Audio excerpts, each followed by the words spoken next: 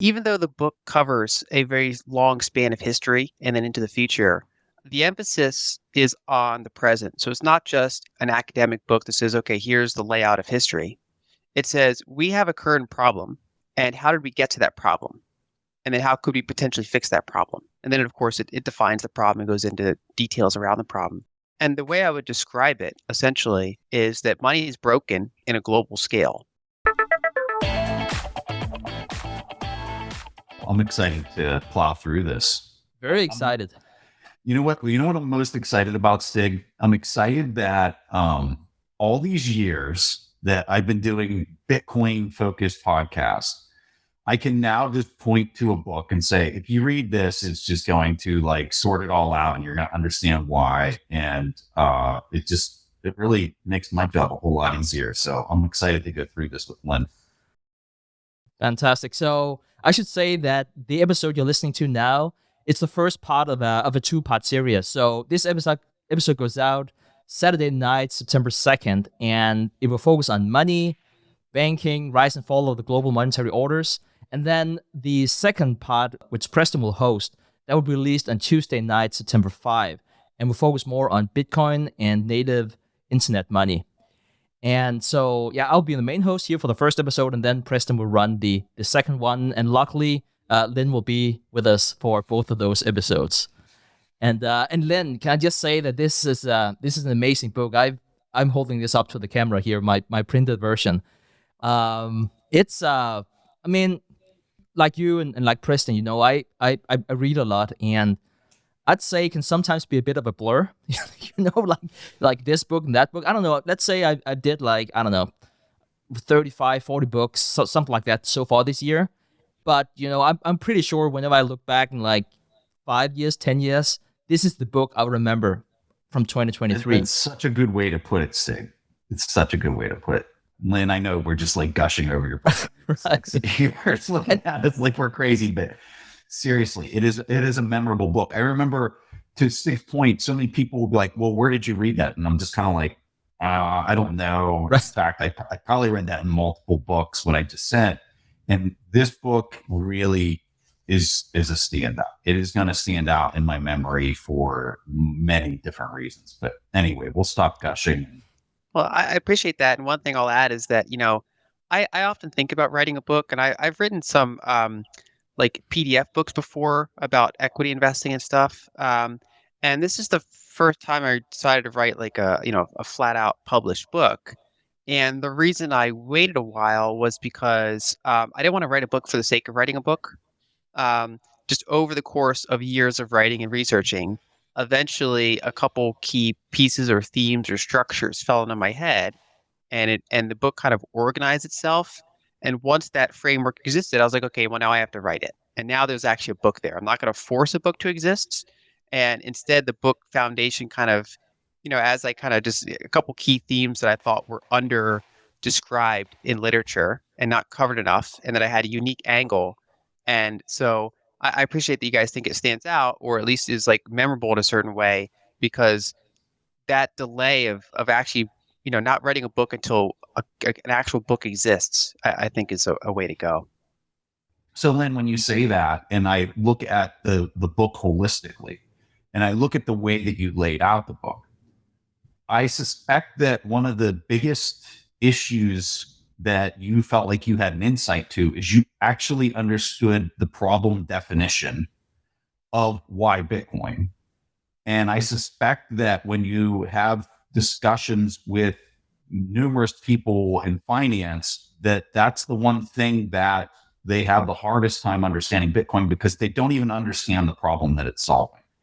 And I say that because of the way that you didn't even introduce Bitcoin in the book until page 193, because the first half, we'll just call it the first half of the book, was truly defining from a historical standpoint the issues that we have with money throughout history and how technology impacts that. So would you say that would be your overarching reason or insight that you had for writing the book, or was it more than just that? I think that describes part of it. I think a couple key themes like focusing on, and we'll get to this, I'm sure, in the conversation, but the speed gap between transactions and settlements, I felt, has been an under described topic that really deserves a lot of focus. And then the long tail consequences of that, the idea of different types of monies, whether physical or digital, being different types of ledgers, either literally or in the abstract, ties into that, I think, really well. And so structures like that were what I waited to kind of materialize before I felt that there was actually a book to write. And then number two, the book is one of the longer ones in the industry. And to your point, the point was to kind of just start from the utter foundations of an entire past filled with money, and then get to all the kind of future forks in the road we have regarding money, whether it's open source money, whether it's central bank digital currencies, whether it's stable coins, this whole spectrum that lies in front of us. And so I wanted to write a kind of a large book on money. People know that I don't tend to write short. Um, and there's a lot of value in short books. I love short books. But my goal was to write a very thorough book that, like, it takes a little bit of discipline to sit down and read, but if you actually read it, it can be transformative. Um, and at the same time, I try to make it accessible, even though it's on the longer side. So it's not this big, giant, approachable tome. It's an approachable, but kind of long read that kind of gets you through kind of the full history of money, as well as some of the future options and forks in the road. So, Lyn, I want to set the premise for today's episode, and I want to borrow a paragraph from your absolutely wonderful book. And if I can just sell it once more, just really to make you blush, I would say that pick it up, buy 2, gift it to one of your friends, pick up 5. Like, it's such an amazing book. And so this comes directly from your introduction. This is not a gold book, not a banking book, not a Bitcoin book, and not a political book. Instead, it's an exploration of monetary technologies in their myriad forms in the past, present, and future, and touches on all these topics and more so that we might better understand where we came from and what path we may take going forward. So this is just so well written. So with that said, why did you call your book Broken Money? I think because even though the book covers a very long span of history and then into the future, the emphasis is on the present. So it's not just an academic book that says, okay, here's the layout of history. It says, we have a current problem, and how did we get to that problem? And then how could we potentially fix that problem? And then, of course, it defines the problem and goes into details around the problem. And the way I would describe it, essentially, is that money is broken in a global scale. And those of us in the United States and Europe might not notice it as much, although I think we still notice it. But throughout the developing world, it's always been a lot more obvious. And in one sense, the past 50 years or so, humanity has flourished in a lot of ways. We have way more technology, way more energy. Standard of living have been improving. And so, but when you look at all of our major systems, I generally would argue that money has been the slowest to change, that it's still one of the bottlenecks that's a lot less efficient than some of the other improvements we've made. I mean, money's more similar to how it was 50 years ago than how we interact with technology, how we communicate, how much energy we have, especially in the developing world, that kind of stuff.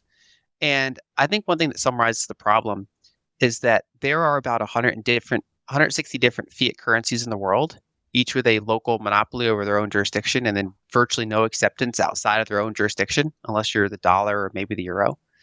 And so you have these, like, all these different kind of bubbles, these little isolated areas.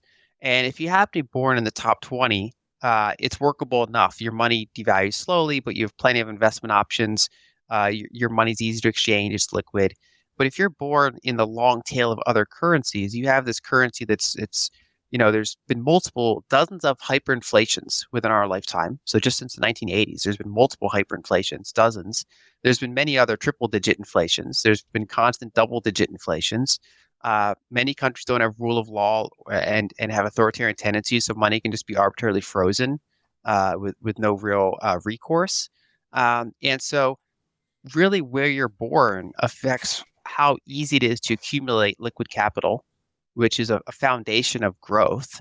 And it also impacts your ability to transact with other participants in the world, right? Because instead of just sending money to someone for their good or service, if we're in different countries, not only do we interact, we have to go through this big banking apparatus around ourselves. I have to convert my currency to your currency, buy your good, and get it back here. And it's just this whole series of bottlenecks and inefficiencies. It hasn't, it's only marginally improved really over the past 50 years, the way this works. And so I think that essentially, for multiple ways, some obvious and some subtle, our monetary system is outdated and problematic. And it's at a big kind of piece of the puzzle for why we see growing populism in the developed world. I think it explains a lot, not all, but a lot of the problems that we see in developing countries, why they have such big booms and bust cycles, and why it's so hard for them to develop. Another factor is that if you look at the MSCI, developed markets versus emerging markets, in the past 50 years, the percentage of developing countries that have developed is strikingly low. A handful in Asia have arguably done it. But outside of that, there's very few examples of a country going from developing to developed. And I would argue that the way the money system has been structured plays a significant role in that, because it makes it hard for the middle class in those countries to accumulate liquid capital, and kind of keeps them tethered in the system. One of the things we can see whenever we look back in history, and you write eloquently about that and the financial history of money, and humans in small kinships and friendship groups don't need money. But whenever we start trading with other groups, all of a sudden, we don't trust them, we don't know them, we need money. And traditionally, we've done that with commodity money. Could you please elaborate on what is commodity money, and why is commodity money really a story about technological progress? Sure. So yeah, the book starts out basically going back to the earliest known history. So, what did hunter-gatherers use as money? What did the earliest civilizations with writing use as money? And those types of questions. And so it touches on various studies by anthropologists, and different research into how people handle this. And I think the foundational problem is the double coincidence of wants, meaning that, if I want to trade with you, and I might have a surplus of something and a deficiency of something else, and you have a surplus of something else and a deficiency of something. In order for us to trade successfully, my surplus has to match your deficiency at the same time. And there's more combinations that fail than succeed. And certain types of goods are even hard to just carry for long periods of time. I mean, if all I do is make apples and you build homes, how do I accumulate enough apples to, exchange for the home, right? So the problem becomes that we need an abstraction to translate my value to your value and lubricate this trade. And there are two main ways to do it. We can either defer it over time. So that's the first one. And that's why small groups don't really need money, because they know each other and therefore they can defer it over time. And we see this from studying hunter-gatherers, and we also see it in our own lives. Like I use the example that, when I was an engineer, a bunch of us would go out to lunch all the time together, and we kind of loosely kept track of who drove, and so it's like, well, you drove last time, you drive this time, and it's like, hey, I drove 3 times last week. Okay, he doesn't have to drive, the next week. And that kind of ledger, that mental ledger that we're keeping track of, is the same way that, in a family, you keep track of chores. In a group of 60 people, you can keep track of roughly what's going on. So when you know each other, you can defer things over time. And one of the subsets of that is gifts. So let's say you're deficient in something, and I'm in pretty good shape. I've lucky or something. I don't really have any needs right now, but you have a need.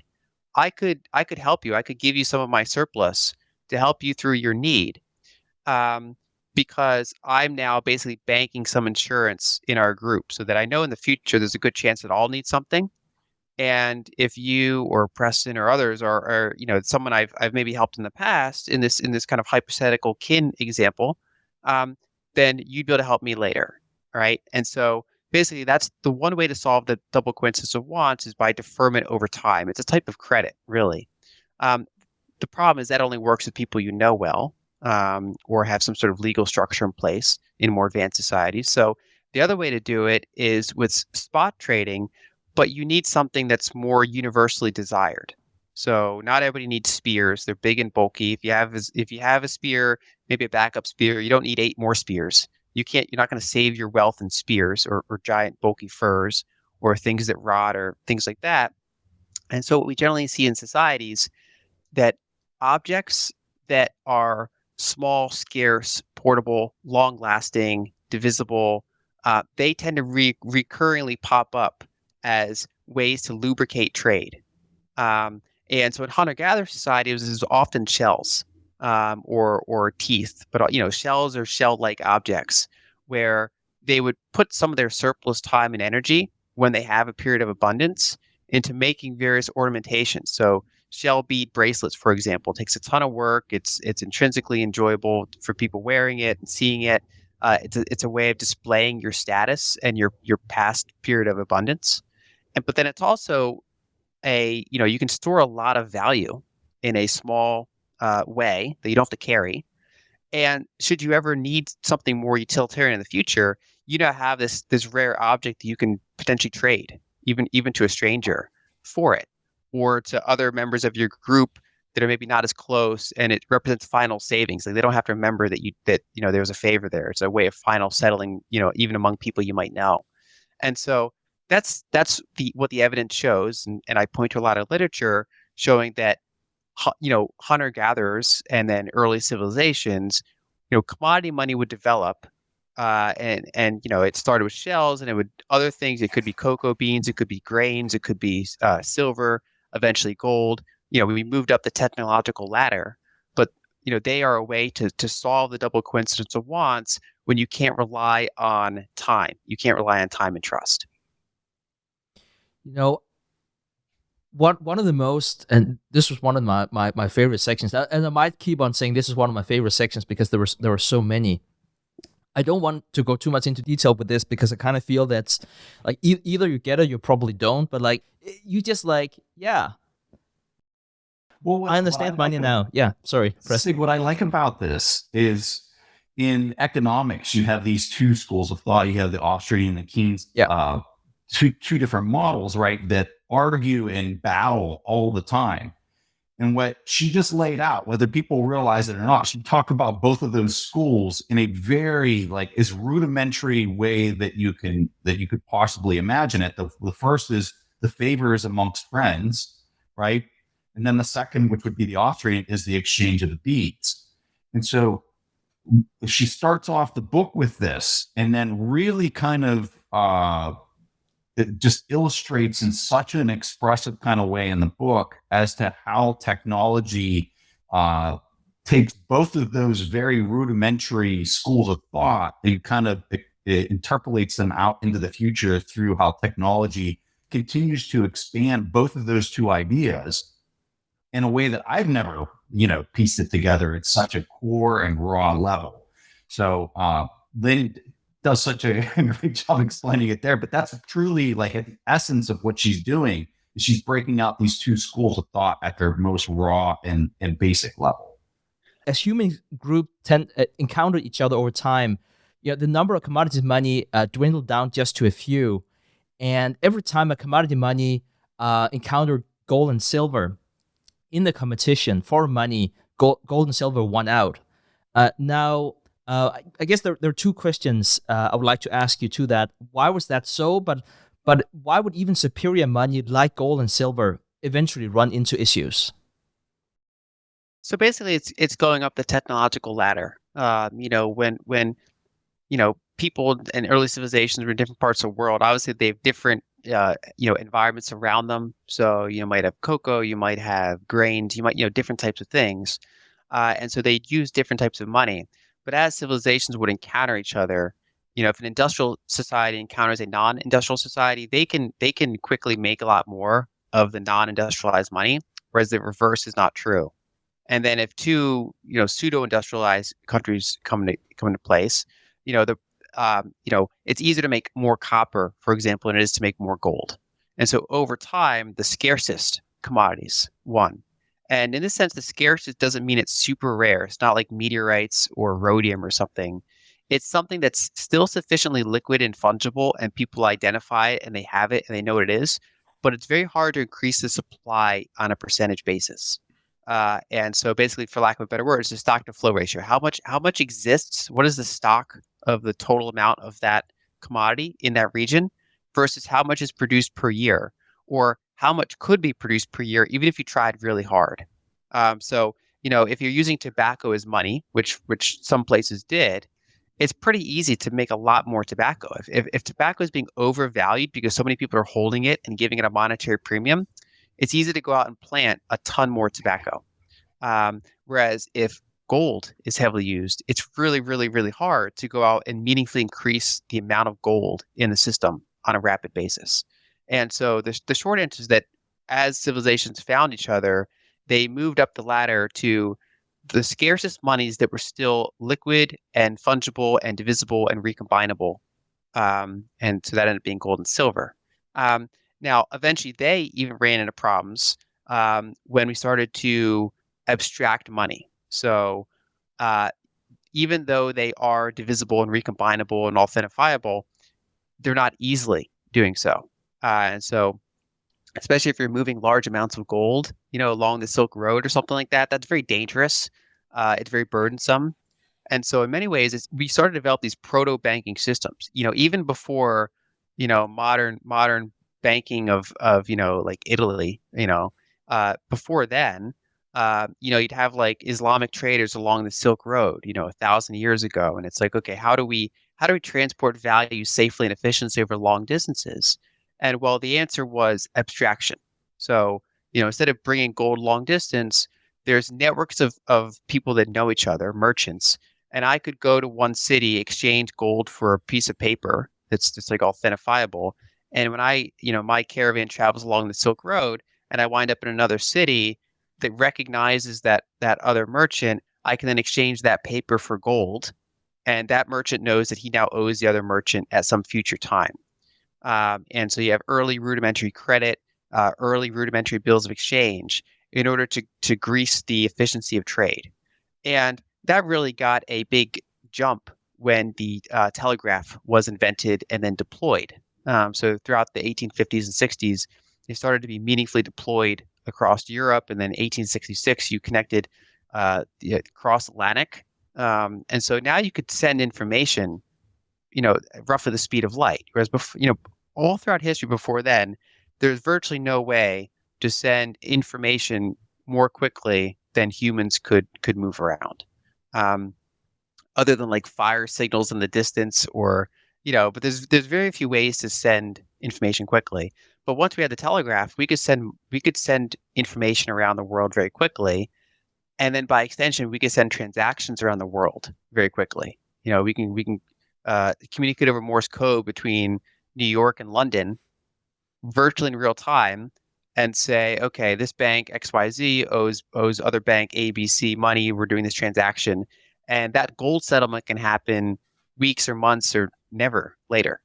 And the problem was that gap grew very, very significantly, and so gold and silver had to be increasingly abstracted in order to keep up. And so gold and silver were increasingly marginalized, and silver was marginalized first because one of the reason gold and silver were often used together in a bimetallic standard was because gold is not as divisible. Even a tiny gold coin is often worth more than labor would make in a day or a week of work. And so they said, okay, well, silver is money for like normal people, and gold is money for like kings, merchants, large settlements, that kind of stuff. But once you were no longer directly interacting with the metals for the most part, you were using banknotes and abstractions. These things made them more divisible. And then silver became less important because the key limitation of divisibility was solved by this banknote abstraction or this ledger abstraction. And so gold started to push out silver and kind of be the last commodity standing. Wonderful. Going to chapter 4 in your book, it's just such a powerful chapter. And you outline these two primarily economic camps. One camp is commodity theory of money, and the opposing is the credit theory of money.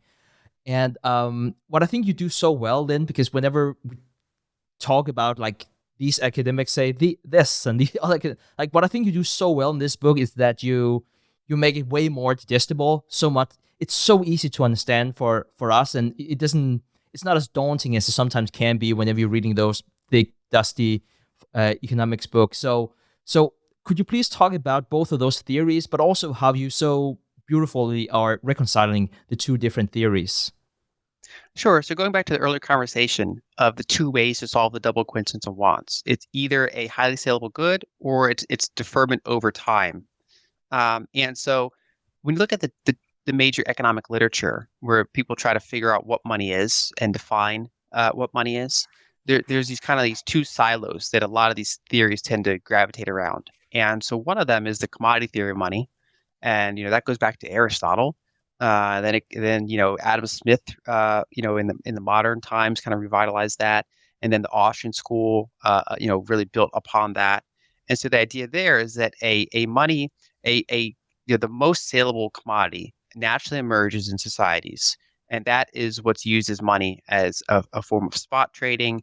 It doesn't need any sort of like state backing. It just kind of naturally emerges over and over again. And of course, states can do things like make coinage and define the unit of account and authenticate it. They can play a role in that sense. But the commodities themselves become money. They just naturally become used as money. If you're going to store something, if you're going to store your value, if you're an apple farmer and you've harvested your apples, you want to sell your apples and you want to hold it in a scarce, liquid, highly accepted unit of account that you can then, pay for things throughout the rest of the year as you need them. So that's camp one.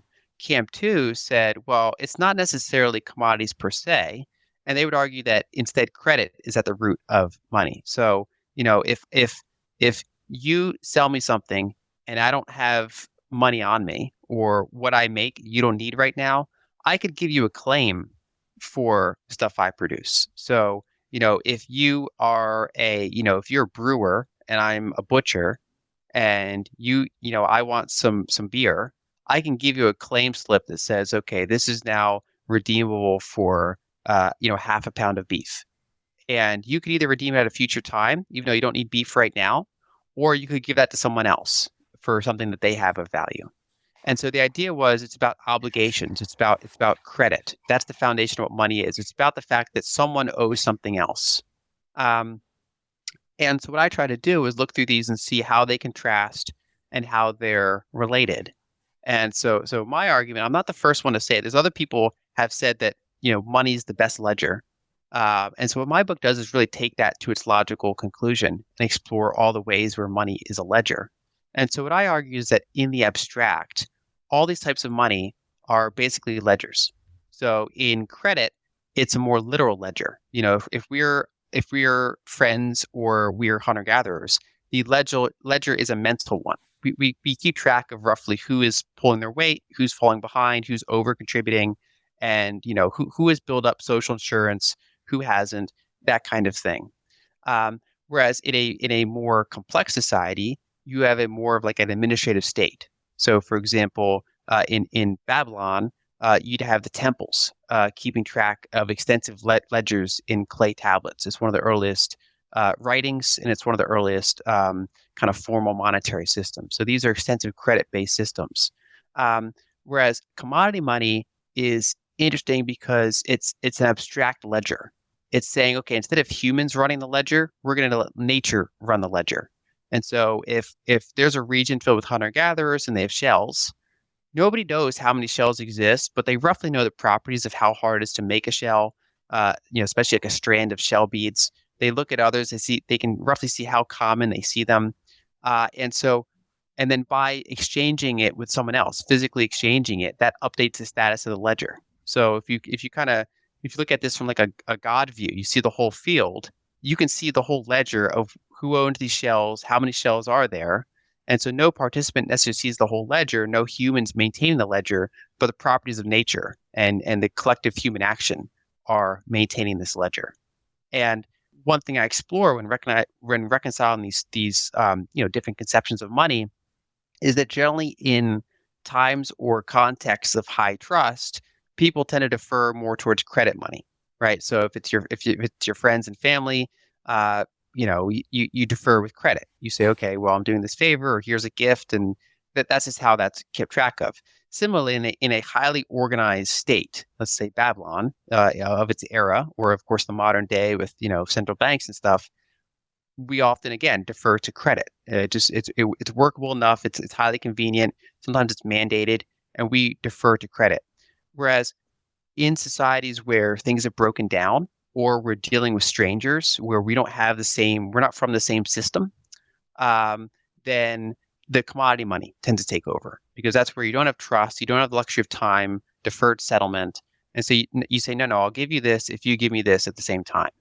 And so, during wars, during defaults, things like that, people then gravitate towards those harder commodity monies, even if they're less convenient to deal with on a transaction by transaction basis, because it's a method of defense and kind of getting down to the root layer of what value is on the spot.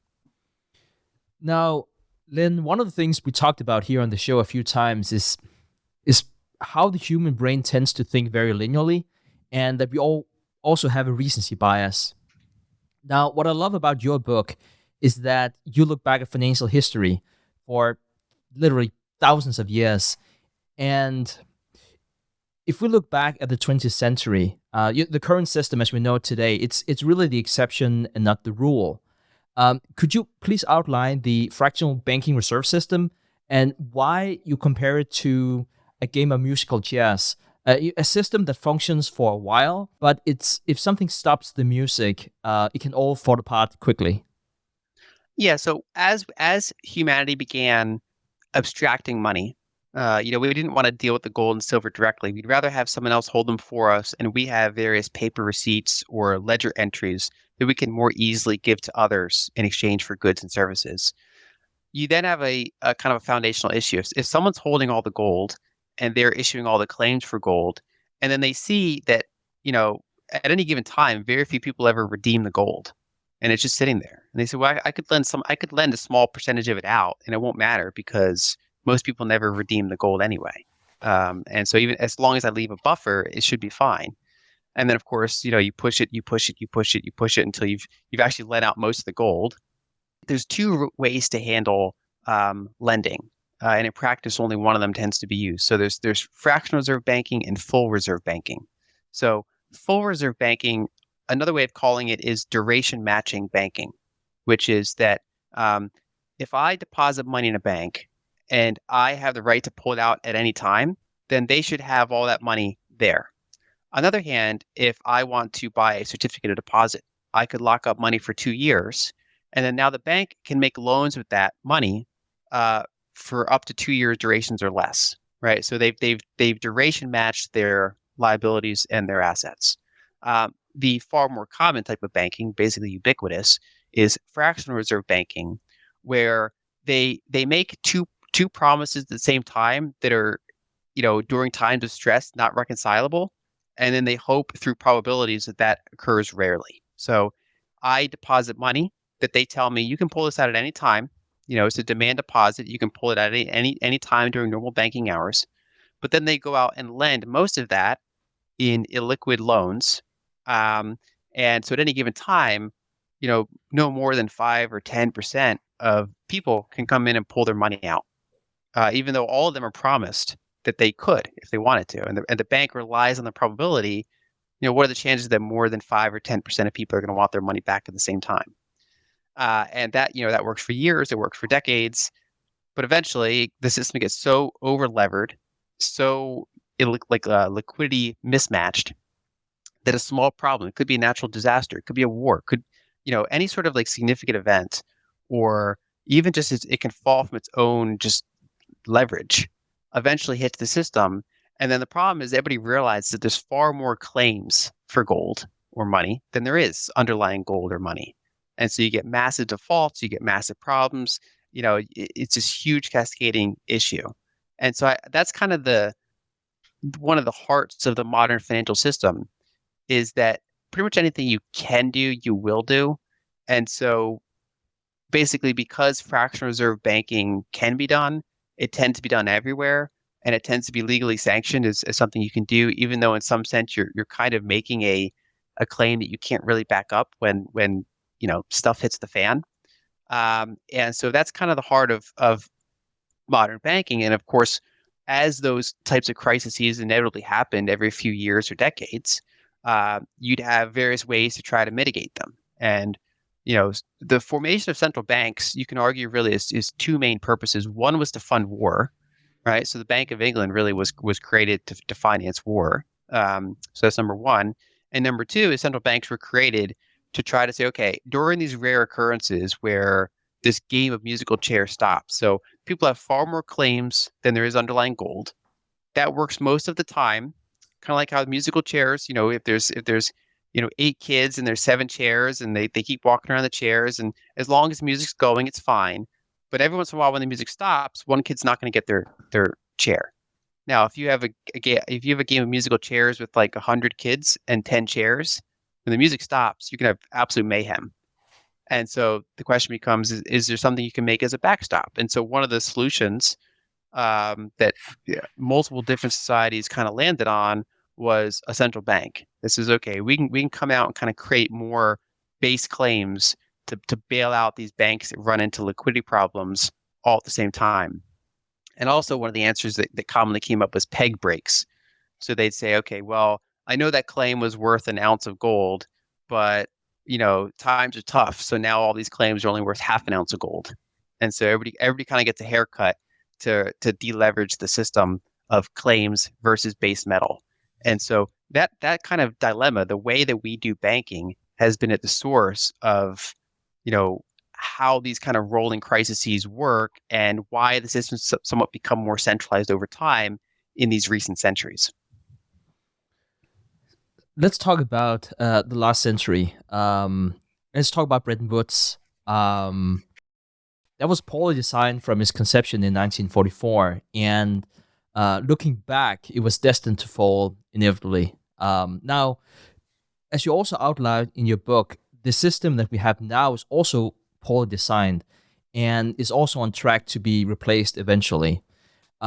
What is the catalyst that you're looking for to see the fall of the existing order and the rise of a new? I just wanted to jump in here and tell you about this new valuable resource that we created for you. The biggest challenge to taking control of your personal finances, improving your investment returns, and building a better future is just getting started. This means getting organized, having a plan, and being disciplined. As Mark Twain once said, the secret to getting ahead is getting started.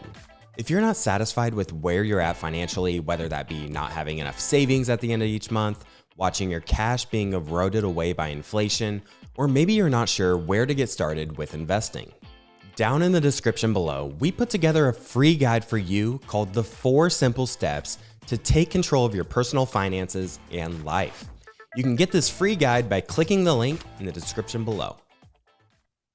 To answer that question, I'll actually go back a little bit further. So I think we can divide this into kind of 3 modern eras, or 3 eras within the telecommunication era, which starts from the invention and deployment of the telegraph. So the first one was the classical gold standard, where the major developed countries were on a gold standard, and their central banks would communicate with each other, and their correspondent banks would communicate with each other. And so you had these claims for gold, they're just ledger entries or paper entries, and there's an amount of underlying gold. And I cite a book from 1875 from Jevons, Money and the Mechanism of Exchange, where he examines the leverage of the system of the day and some of the kind of the pros and cons of how that was working. So basically, telegraphs and paper instruments made that system so efficient that all these claims would cycle with very high velocity, and gold itself would rarely move. And that allowed for tons and tons of claims to be built on top of that relatively small gold base. Something like 20 to 1. And the way he put it, it was funny because he's describing it both like excitedly. He's like, look how efficient the system is. We barely ever have to move gold, and yet it works so wonderfully. And yet he was also fully cognizant of how bad the system could get if people forget that all these claims are redeemable for gold. And he's like, we must not forget the disaster that could happen if you don't make sure you treat these claims like they're actually gold, because they're redeemable for it. And that system ran into a wall in World War I, because what started out as like a small regional conflict, quickly turned into a war across all of Europe, and it was in large part because all of these countries could just sever their gold pegs. drain their citizens' value and channel it towards war. So if you go back to war the way it used to work, going back to your prior comment about debasement, Stig, um, you'd have a physical gold coin or physical silver coin, and there's layers of value on top of it. So there's the raw monetary value. Then it's stamped with the king's face to help, kind of verify that this is the amount of gold it is. This is the appropriate fineness. And then you'd have a legal tender or other liquidity enhancement that if you're using your local coinage, it's generally easier, and you'll generally pay a monetary premium to have your local coin rather than some foreign coin that might not be accepted. And kings would routinely, kind of abuse that, where they would say, okay, well, times are tough. I need to spend more, but I can't tax less because I don't want like a revolution. So I'm going to the tax of coins I bring in, I'm going to melt them down, make them a little bit less precious metal, and then pay them back out at the same unit of account. So that was a debasement. But of course, you can only do that so quickly. People are physically holding the coins. You have to tax them back, spend them back into circulation. Whereas once we hit the modern era where our money's abstracted, we're all in this like telegraph-based system, bank-based system. We hold banknotes, we hold literally paper, and we hold ledger entries in our bank. And this represents our money. And the banks and the central banks are the ones who hold the gold. Well, then the king or the president or the Congress, with a stroke of a pen at, the middle of a Sunday night, they can just say, well, okay, all those papers are redeemable for half as much gold as they used to be. So they can just siphon all the money, as much money as they want without raising taxes and without any sort of like transparency. And then they can spend that on soldiers, they can spend that on equipment, and they can go fight war. And so it really speeds up the state's ability to kind of, rug pull their citizens. And in the UK's case for World War I, not only did they rug pull their own citizens, but even, they were the global reserve currency. So multiple other countries stored their surplus value in, UK banking system or debt instruments or bank, different types of abstractions. And so all of that was rug pulled from those countries around the world and channeled towards war in Europe. So that was system one. It broke because it got highly levered, it got highly abstracted, and it ran into war. And then after the wars, the Bretton Woods system formed, where the United States emerged as this hyperpower. It had tons of gold, and then other countries had sent their gold to the United States for safekeeping. Like in case the Nazis overrun you, it's like, okay, well, at least the gold's stored in New York. And we had, other than Pearl Harbor, we were largely unattacked. We had the biggest industrial base. And so the United States was in a position to basically set the rules. And so the Bretton Woods system was the dollar is backed by gold and redeemable for gold to foreign creditors. And other currencies will peg themselves to the dollar. And so that's a system that we're going to operate under. And the problem there was that, again, because of fractional reserve banking, the number of dollars kept proliferating compared to the amount of gold that the U.S. Treasury had to redeem. And so people often think of it as going from 1944 to 1971. But in reality, 1944 Bretton Woods Conference was just when the system was like basically designed and roughly agreed upon. It didn't really go into effect until the late 1950s. And so there was only like a 13-year period where the Bretton Woods system was in full force. And when you look at that period, American gold reserves went straight down because the amount of claims for gold was growing, the amount of gold was falling, and literally 13 years of just gold down every single year. They eventually okay, we can't do this anymore. It's not redeemable for gold, and they broke the system. So the cost of the Bretton Woods system was that it only lasted as long as basically participants were willing to hold these claims, and until America just didn't have enough gold to obviously support it. Then they transitioned to the current system, the Eurodollar system or the petrodollar system, whatever you want to call it, where the dollar itself is at the heart of the global financial order, where the United States has enough economic military power, especially back in the 70s, and they made deals with all these OPEC nations, and they said, look, only sell your oil in dollars, and then take a lot of those surpluses and buy U.S. treasuries with them. So store your monetary premium in the dollar. And in exchange, we'll give you military protection. We'll give you good arms deals. And so that kind of helped maintain that network effect. And so in this modern system, instead of gold being at the heart of the system, the dollar is at the heart of the system. And all these countries around the world hold dollar-denominated assets as their reserves that they can use to backstop their currencies, when they need to defend them. And they're not pegged to the dollar. Well, some of them are, but the other ones are more floating, but they're managed relative to the dollar. And the downside of that system is that the dollar gets this extra monetary premium that has nothing to do with our, export competitiveness or things like that. The dollar is just it's the most saleable good among fiat currencies. And so it achieves this monetary premium that the other ones don't have. And that makes it very challenging to produce things in the United States. We basically run this structural trade deficit to send out dollars to the world because that's the global money. And so the downside of this system, we get all these benefits from the system. Obviously, the United States is, our unit of account is basically the unit of account of global trade. 90% of currency exchange is happening with dollars on at least one side of the trade. It's the heart of the whole system. We can sanction any country. We issue debt in our own currency. Other countries issue debt in our currency, especially developing countries. And so it's a very privileged position, especially for, the military and especially from a geopolitical standpoint. But the downside of the system is that our industrial base is increasingly uncompetitive. We have this kind of extra uncompetitiveness built onto our industrial base. And so when you look at the United States' trade balance, before the system, for a period of time we were running a surplus and then it was kind of balanced. But after the system came in place, we started to run a structural trade deficit. We pretty much have to in order to support the system. And then over time, that means a deeply negative net international investment position. It means that our industrial base, especially over the past 2 decades, has stagnated.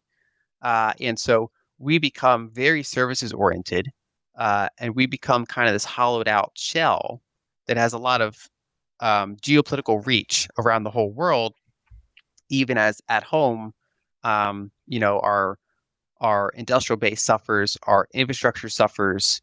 It's ironic when you go to a developing country and their airports are better than the airports in like the empire country, right? Imagine the world of Rome where, like other countries had better infrastructure than Rome. That would be interesting, right? So that's kind of the environment we find ourselves in now, where the United States has all this geopolitical power. It's good for Washington, it's good for New York, but it's been really bad for kind of flyover country, where you want to make physical things, but it's much harder for you to do so. And that's been the cost of this current system. Yeah, and perhaps just to paint a bit more color around that, whenever you're also talking about the industrial base, it's some of the issues we're seeing now with the shrinking middle class. The people who are used to be able to produce, there's this high demand for dollar. And so whenever you have a high demand for dollar, the interest rate are going up compared to other currencies, and you cannot be as competitive anymore. And so, like it's often referred to as the also the Triffin dilemma, and where where Lyn talks about you have all of these advantages, but you also have all of these disadvantages, and it's sort of like you can't have one without the other. And so I sort of like wanted to go back even more in history. That's one of the wonderful things about interviewing you, Lyn, that we can jump back and forth in history. And I want to go all the way back to the 1860s, because everything is, there's a red thread to everything we talked about whenever we talk about financial history. And I wanted to talk about the American Civil War and President Lincoln, and how he began to centralize the banking system. This was at the time whenever the U.S. federal government issued the famous greenbacks as fiat currency, and that also allowed them to absorb from the population as long as they could retain that credibility and reputation. Now, you also had the Confederate States of America. They also issued fiat currency to channel people's savings toward the war. Basically, what you were saying before in the 20th century, like we saw also that the century before. And that currency for the Confederate States hyperinflated whenever they lost the war. So I guess with all of that as a backdrop to my question, how important is the strength of the U.S. military today whenever we talk about the strength of the U.S. dollar?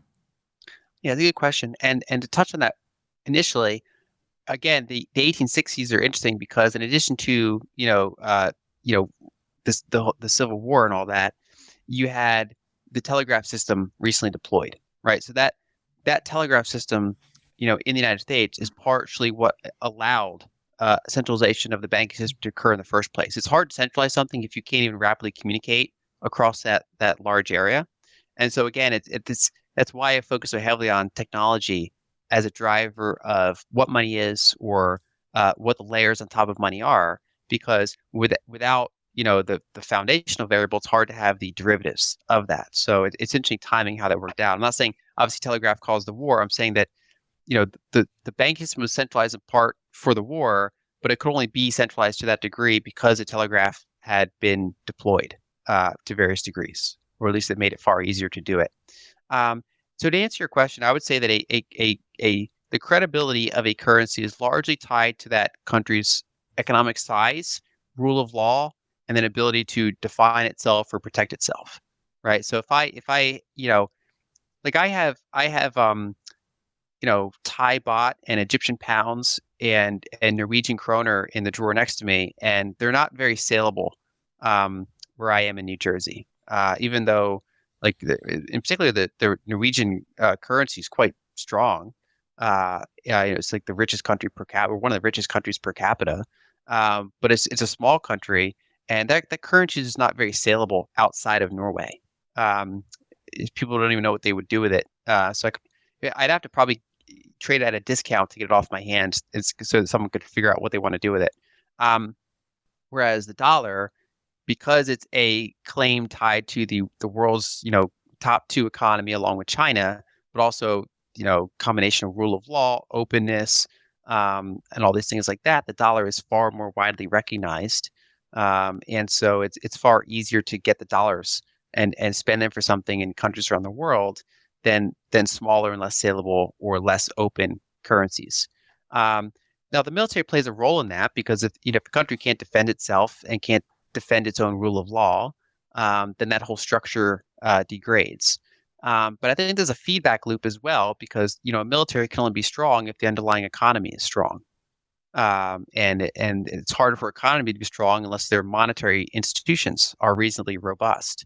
And so one of the ironic problems of the current, the euro-dollar, petrodollar system is that as the United States has lost its industrial base, it also impedes our ability to do war in a way. So the United States is, we have the most global Navy projection. That's kind of the source of the United States' differential.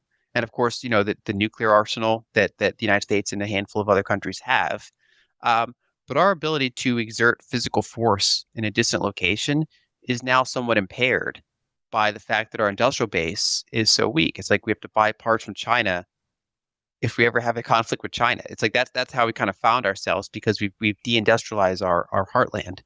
And so I think while a military is important for backing a currency, it's obviously not the only variable. Otherwise, China's currency would be more accepted than it is now. Maybe not more accepted than the dollar, but it would, you'd think it would be, a third of the global reach that the dollar has, but it's not. It's a single digit percentage of the global reach that the dollar has, because there's a lot more that goes into currency acceptance than just military, even though the military is a variable.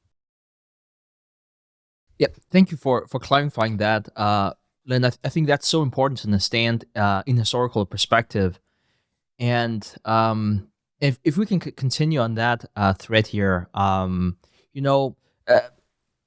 you outlined the gold standard really, really well in your book. We can roughly say, just to put some numbers on that, the era of the gold standard, or the more modern gold standard, began in the 1870s. Depending on also which country you're looking at. The United States increasingly joined that. You had the Currencies Act in 1873, then you had the Gold Standard Act in 1900.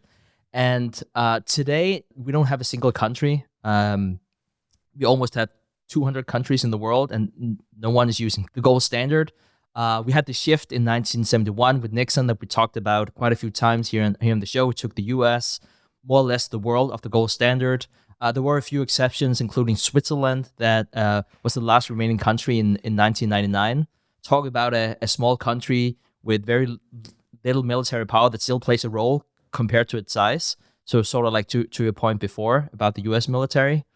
But what you also talked about before that was that the gold standard became highly inconvenient to run in 1971 and also the years before, because there was this disconnect between the dollars out there and the gold in the system. There was disconnect there. I sort of wanted to use that as an example and talk about the British. They've been on and off the gold standard, and leading up to the First World War, the United Kingdom was the dominant global power. And in 1914, they issued war bonds to raise capital from the public to fight the war. And I should say, luckily for the United Kingdom, the bonds were massively oversubscribed, but unluckily, the story just wasn't true. And you explained that so well, that story. So I would kindly ask for you to tell that story and share that with the audience. What happened at the time, and what can we learn from a history about currency debasement from the world's superpower, which presumably were backed by gold at the time? Sure. And to touch on the classical gold standard, individual countries could be on a standard, but what makes a global monetary order work is that you need technology to make it work, and you need some degree of peace or hierarchy in order for global agreements to happen. And so the reason that the global gold standard existed from the early 1870s until World War I was a combination of one technology. So the telegraph was deployed across Europe and then across the Atlantic. And so, not the Pacific yet, but that whole kind of, quote unquote, Western world was connected. And that allowed central banks to communicate with each other quickly. And so that was one piece of what made it work. And then two, geopolitical and order. So the Franco-Prussian War ended in 1871. And so that kind of marked an end of a period of war and the beginning of a period of pretty significant peace across Europe. And so that combination of peace, cooperation, order, and the technology to make it work is what gave us the classical gold standard. And the problem, as I described before, was that during that period, very quickly, already in the 1870s, let alone the subsequent decades, you just had far, far, far more claims of gold than actual gold, because why not? It's no one ever redeems these things. Who wants to hold physical gold? And so all these claims are moving around. They have very high velocity, and there are a couple of people sounding the alarm, but it worked well enough as long as there's no problem. But of course, humanity is filled with problems, and so when they ran into World War I, you start out this it's an Eastern European conflict. I mean, at its surface, it didn't involve the UK at all, and so you had kind of these pre-existing military alliances. All these countries started getting involved, and once Germany got involved, the UK became concerned because Germany was a rising power to UK. So the UK, the United States was technically the world's biggest economy even back then. They by the early 20th century they had emerged.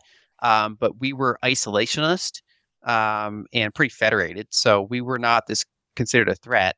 Whereas Germany's right near the UK, they had a growing industrial base, and they were like a threat. We can actually kind of compare it to the United States and China today. So there's a dominant power, and then there's this rising power that in some metrics is kind of catching up. And so the UK did not want Germany to win this war and then basically just have dominance across continental Europe. And so they decided to enter the war on the other side. And that's a hard sell to the public. Imagine saying we have to raise taxes a ton in order to go fight this overseas thing that, trust us, it'll benefit us, but we can't exactly describe how. If you're a steel worker in UK, you're like, well, why are you going to raise my taxes to go fight in Germany, right? Or France? And so the United Kingdom primarily financed it with war bonds. They said, okay, we're going to issue a ton of debt. They're going to offer slightly higher interest rates than normal, UK bonds, and help us go fight the war. And the problem was that, even though they announced that it was fully subscribed, that capital just poured in, and really only about a third of it poured in. So they had this big, unfinanceable. They couldn't finance it with taxes. It would be very unpopular, and then they couldn't finance it with debt. And so that would be catastrophic. They don't have the resources to go fight the war. It'd be a huge PR loss. And so they just basically said, okay, we'll cheat then. If you can't do it the way you want, cheat. So instead, they went to the central bank, the Bank of England, and they said, okay, how about just create a lot of credit and just basically monetize the remaining 2/3 of these bonds. And so we'll be able to spend all this money into the economy, into paying soldier salaries, into buying commodities, into buying equipment that we're not actually extracting from the economy. If they did it actually with war bonds, capital would flow out of the citizenry, and then it would be redeployed back into the citizenry and be used to fight the war. So you wouldn't have a big jump in the amount of currency. Whereas because you financed it with central bank credit creation, you spent money into the economy they didn't extract from it. So the money supply basically doubled, and then prices basically doubled. And so if you were a holder of UK currency, you just got devalued, and it was opaque to you. It's not like they passed higher taxes. It's not like they issued bonds that you voluntarily bought. You were just devalued. Doesn't matter what you did. And you didn't necessarily see it coming. You didn't know. This was not like it's a publicly known thing that's happening. It was only uncovered literally a century later, the exact details of how they financed this initial kind of series of war bonds. And so as a householder, you just kind of got blindsided. You got rug pulled.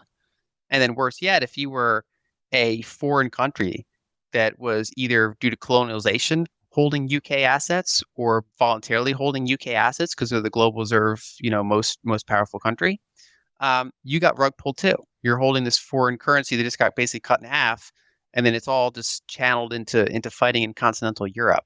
And so basically you had this, in some ways, beautifully engineered, high velocity, classical gold standard system, but World War I showed how fragile it was, and then everybody basically got rug pulled at once. You have this wonderful quote here, Lyn, on page 113. And it's from Keynes' famous book, Essays in Persuasion. And he wrote that between 1919 and 1931. And he states that Lenin was certainly right. There is no subtler, no surer means of overturning the existing basis of society than to debounce the currency. Now, I was hoping if you could elaborate a bit more on what Keynes meant. Or I should say about what Lenin meant, and whether or not you agree with that assessment. So the reason I quote Keynes is interesting. If I quote like an Austrian economist in the problems of inflation, people can be like, well, yeah, no, we all know the Austrians don't like inflation. The reason I like the Keynes quote is because he, in many ways, like the architect of this inflationary system. He's the major proponent, a major influence on how we run modern finance. And yet he had some of the most detailed breakdown of the problems of inflation. The fact that it's basically a tax on everyone, but then more specifically, it's an undetectable tax. It's this purposely opaque way to extract value and then to deploy that value somewhere else. And as part of his quote, he basically cites Lenin and says the currency debasement is one of the most effective ways to kind of deconstruct this whole system. And I'm not like you. I don't discuss Lenin enough. I'm not like well versed on the context where I study. I know Keynes way more than I know Lenin. But one thing I like to point out is if you actually read the Communist Manifesto, so Karl Marx, going back to the foundation of communism, they talk about 10 ways, like 10 tenets that you'd have to use in order to bring about communism, right? So this is from them. It's not from others. And one of them is centralization of all credit and banking into a national monopoly. So all money centralized, and only the state determines who gets credit, who doesn't get credit. Number two is the centralization of all communication and transport. And this is from them. I mean, it sounds like a criticism. That's what they're describing, among other steps that you need to do in order to bring about communism. And so, basically, if you put your mind in the mind of a communist, you say, how can we enact our vision? Well, one of the ones is you have to mess up the currency. You have to centralize it. You have to be able to devalue people who you don't want to have money.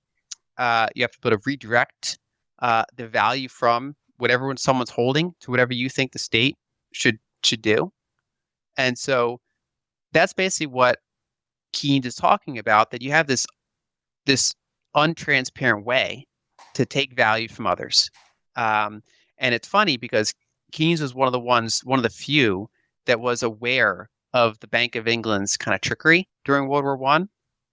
And so he's an interesting character because on one hand, he's like the proponent of that type of, I mean, he's not a communist, but he's a proponent of, very flexible monetary systems, these kind of opaque inflationary systems.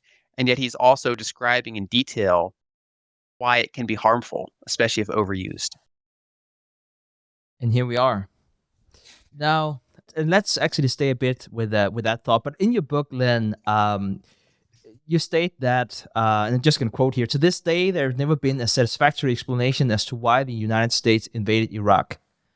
You also note that in 1999, Iraq, which at the time had the second largest oil reserves, began to sell oil in the newly created euro.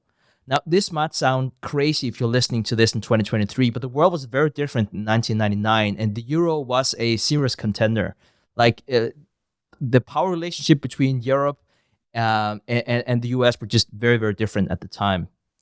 Now, Russia, Venezuela, and Iran were also dabbling in non-dollar oil sales around the same time. And the idea that the United States invaded Iraq due to the sale of oil in euros is often labeled as a conspiracy theory. And one of the things you discuss in your book is that while it probably wasn't the only reason for an invasion, do you think that it played a role? I do. And basically, monies emerge naturally.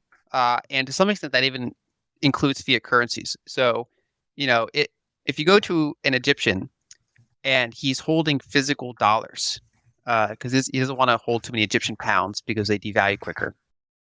If you ask him, why do you hold dollars? Well, why didn't you pick Chinese yuan, right? This is an emergent decision. The United States' brand of money is more known to this person. It's more accessible. It's more liquid. It's more globally ubiquitous, right? So in some sense, when fiat currency systems collide, the sounder and bigger and more liquid one is likely going to win, right? So the Eurodollar petrodollar system was partially designed, but then also partially it's as the biggest, the most saleable money, it's the one that becomes dominant. But because these are centralized systems, they need kind of enhancements or management of their network effects in order to keep them going. And so in the 1970s, they had all those initial petrodollar agreements with OPEC to basically keep the ball moving on what was already a pretty strong network. So they didn't create the importance of the global dollar. That they already had that from Bretton Woods and World War II and all that. But that was a way to kind of keep it sustained. And in when the creation of the euro came, as you pointed out, that was considered a comparable currency to the dollar. It was considered a rising challenge of global dollar supremacy. And we started to see in a pretty rapid period of time, a number of countries that were not on good terms with the United States, become interested in trading oil for euro.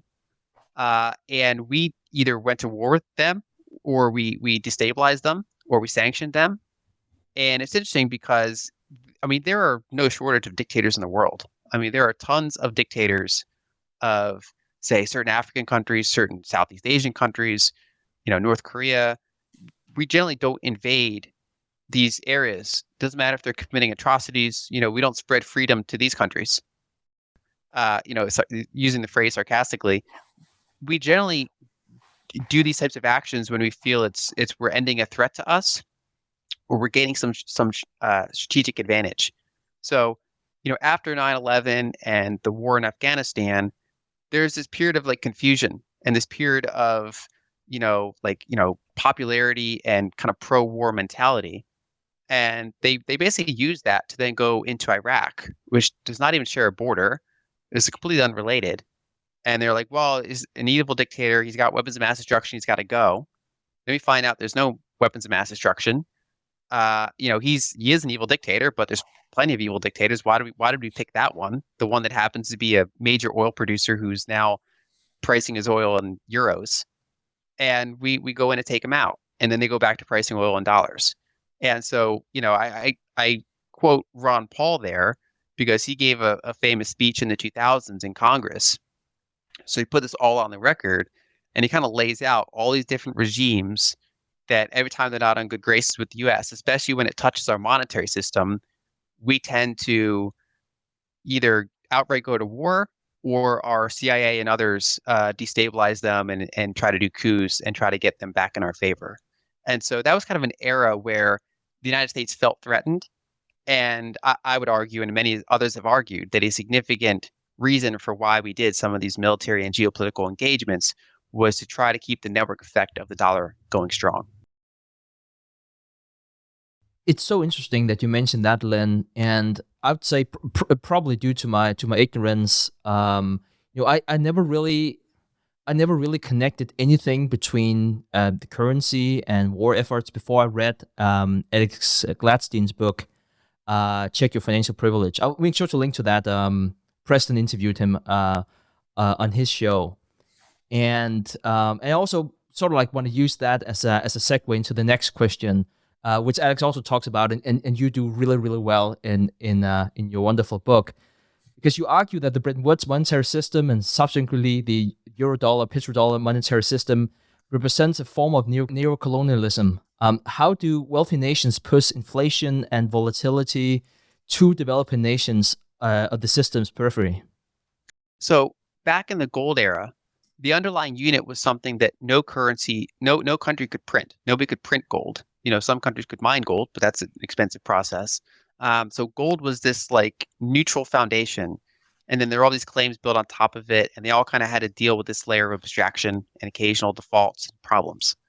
In the modern system, where the foundation of money is the dollar that the United States can print and no one else can.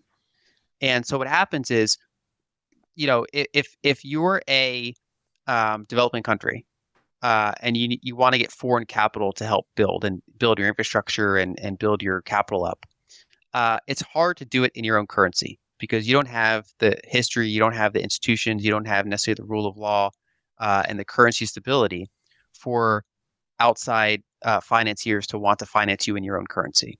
And so they often have to borrow in dollars, to a much lesser extent, euros or yen, but it's vast majority is dollars.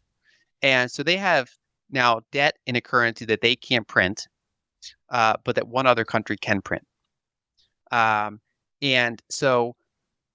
then that's a negative feedback loop, because that now makes their currency even less stable, because now they have all these hard liabilities that they can't print. Whereas, the United States, we can print our own liabilities. Japan, they can print their own liabilities. Broadly, one of the key variables that separates a developed country from an emerging country is that a developed country, most of its liabilities, the vast majority, are in its own currency. It's not the only variable, but it's like a necessary but not sufficient condition to basically be a developed country. And so the problem with that system is that, when the United States runs its monetary policy, we mostly do it for ourselves. If you look at the Federal Reserve's mandates, none of them involve other countries. Right. So if our economy is running hot, if we have inflation, we can tighten the dollar. We can raise interest rates. We can do quantitative tightening. If our economy is weak, we can print money. We can cut interest rates to zero. We can do whatever we want. And so all these other countries who have both liabilities denominated in dollars, or maybe they're a major creditor nation. They have assets denominated in dollars. They're Saudi Arabia or they're Taiwan. They've had massive trade surpluses. They've built up dollar assets. We can devalue those whenever we want. And then on the other side, if you're a emerging market with a lot of dollar-denominated debt, we can harden those liabilities whenever we want and basically crush you. And so emerging markets that have all this dollar-denominated debt go through exaggerated boom-bust cycles, which makes them less investable, which makes it hard to accumulate capital.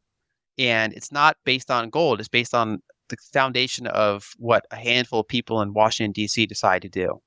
And so back when the Bretton Woods system was designed, you had the IMF and the World Bank that were designed along with it. Those are the guardrails and enticements of the system. So if a country finds itself needing dollars because it pretty much has to use dollars to finance itself, and now it's run into a debt problem, as they all do, the only place they can go is they can go to the United States to get like a dollar swap line, or they can go to the IMF and get a loan. And of course, the IMF is basically entirely controlled by the United States and Europe. And so the IMF says, okay, we'll give you a loan, but you have to change these things according to our will. You have to devalue your currency. You have to end subsidies for these things. You have to let our corporations go in there and do whatever they want. You have to export these things to us more efficiently, right? So we can shape those countries to our will because they can only finance themselves in dollars, and we're the ones that have the dollars, right? And so the way the system essentially works is that the developed world, especially the United States, but also Europe, pushes their volatility onto the rest of the world.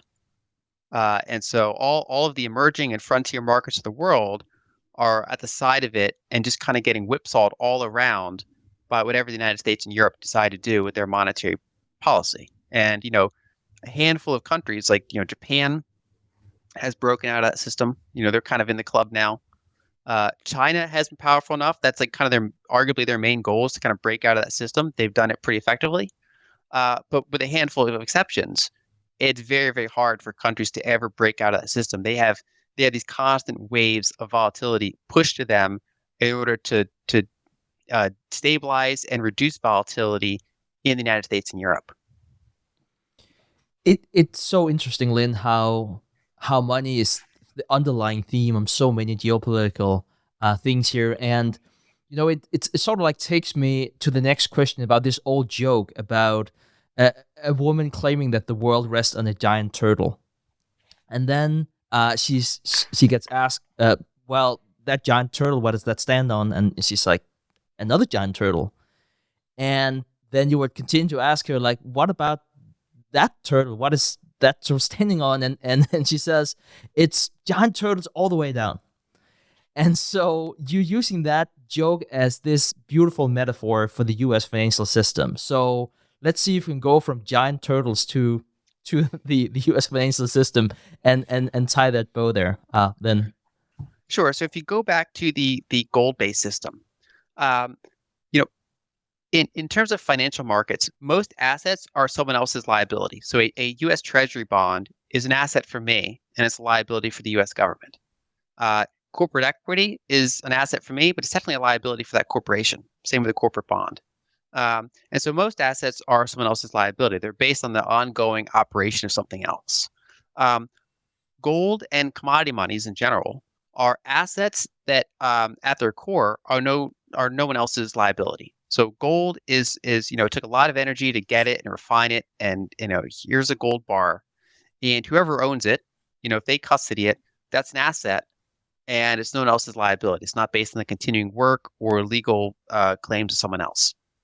And so when you have a financial system that's ultimately built on gold, most things are assets and liabilities, and it's just this whole circular system.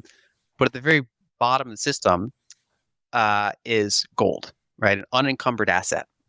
Now, once we removed gold from the system, we rendered our system into that turtles example where it's turtles all the way down, meaning it's liabilities all the way down. There's no bedrock there. There's no bottom of the system where there's an unencumbered asset. Because right now, when you say, okay, what does a dollar in your bank account mean?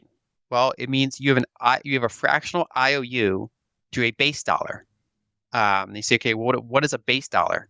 A base dollar is a direct liability of the central bank of that country. Let's say the Federal Reserve in this case. So that would consist of either physical banknotes or bank reserves directly held with the Fed. That's the monetary base. That's the ledger. That's the monetary ledger of the United States. And those are liabilities of the Fed. And you say, okay, what are the Fed's assets? How do they back up their liabilities? Well, they hold treasuries and they hold mortgage-backed securities and a handful of other assets. And you say, okay, what are mortgage-backed securities? Well, they're an asset for the Fed, but they're a liability to whoever owes those mortgages. You say, okay, well, what is a treasury? Well, it's an asset for the Fed, but it's a liability of the federal government. And what does the federal government support its liabilities with? Well, it has some assets. I mean, it has land, it has real estate, it has military assets.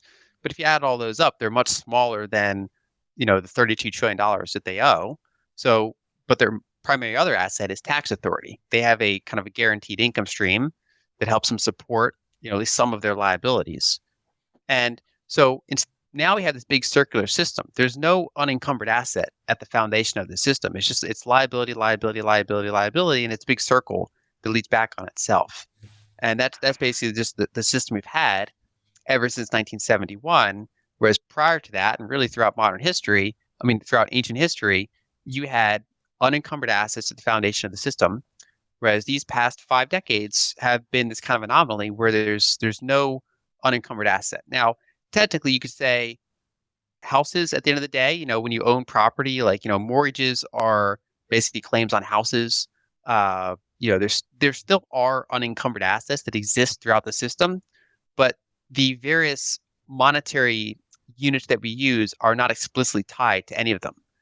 It's not like $8 worth a certain amount of a house or a certain amount of gold. It's that we have this kind of circular system that exists alongside unencumbered assets rather than being built on unencumbered assets. Lyn, before you dialed in, I had a quick chat with Preston, and basically all that we said to each other was how amazing this book was.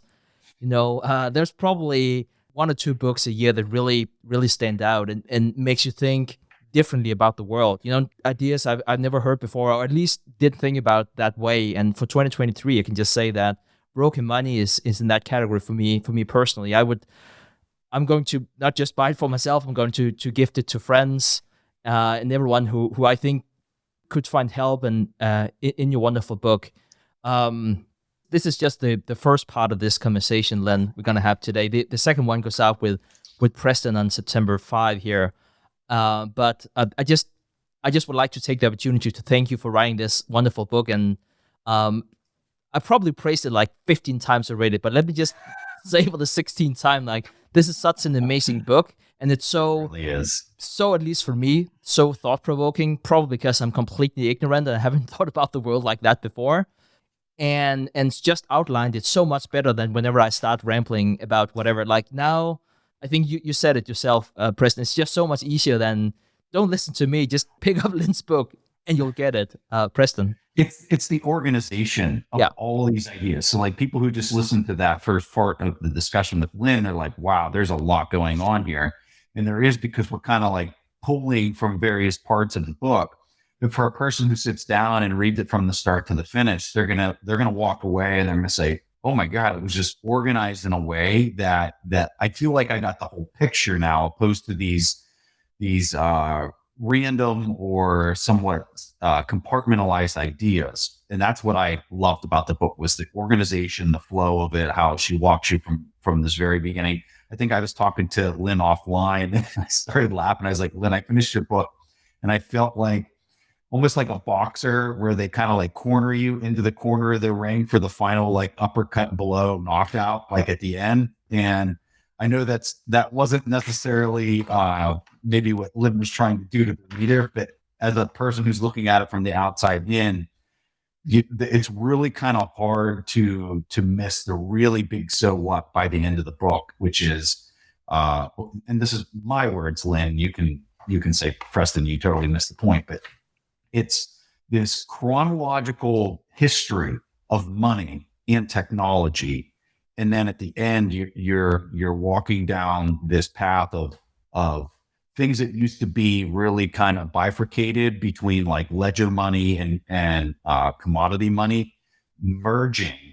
And the technology of where that's going to take us into the future is going to be very different than what we've experienced in our lifetimes and in our past. And it's an exciting time to be alive. And I feel very blessed to have had the opportunity to read this just really profound book.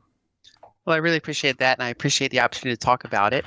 And for people that read it, there's hundreds of citations in the book, and so the book couldn't come together without all these other people that have put out amazing content over the years. And so, what I really tried to do was, I had a couple kind of key themes or insights myself that I inject into it, but a lot of it is organizing all of the amazing things I've learned over the years from other people and trying to put them together in a way that makes sense for the reader.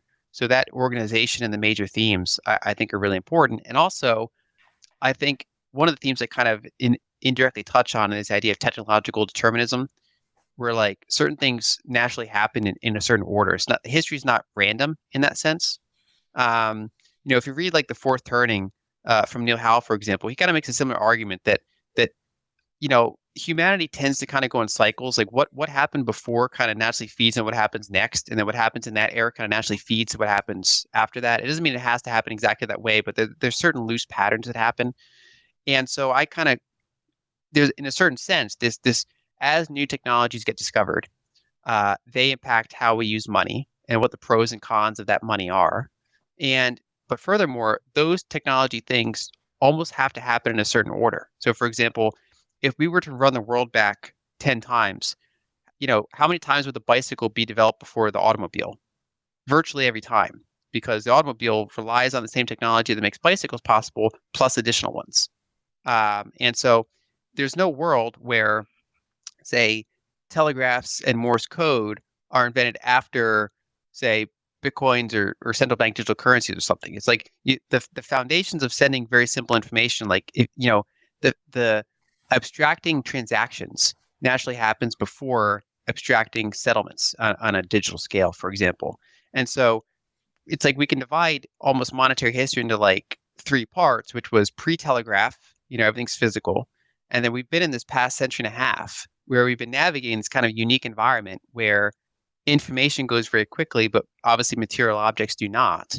And so in some ways, the past 150 years are humanity struggling with abstraction of our money, including all the benefits from that, but then all the downsides of that. And so I just think it's something that it's not a topic that's been explored enough. And so I really appreciate the chance to come on and talk about it.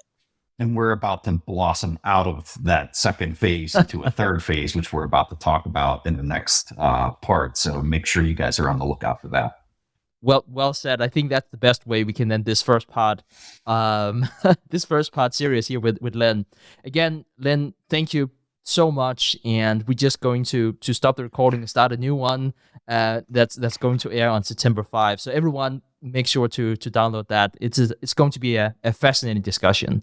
And two, if they were a normal commercial bank, they would be on the verge of bankruptcy. So they're months away from having negative tangible equity. The challenge now is that here in the 2020s, some of those things that those people that were concerned about in the late 80s and the early 90s are actually starting to manifest just way later than they thought. I think deficits are actually going to be a problem in developed countries, really for the first time since the 1940s.